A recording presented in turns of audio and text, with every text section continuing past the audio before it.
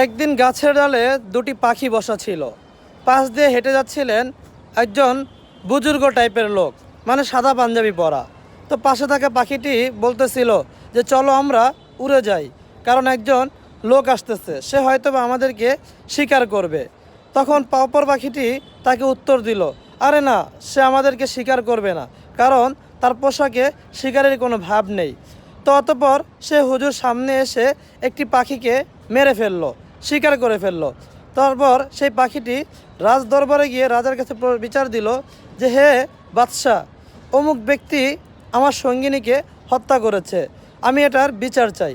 তখন বাদশাহ সেই লোককে ডাকলো এবং জিজ্ঞেস করলো যে তুমি কি সেই পাখিটির সঙ্গীকে মেরেছো? তখন সে উত্তরে বলল যে হ্যাঁ, আমি সেই পাখিটি মেরেছি।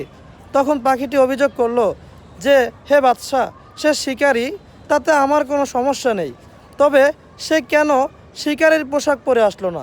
সে কেন এই সুন্দর পোশাকটি পরে আমাদেরকে ধোঁকা দিল?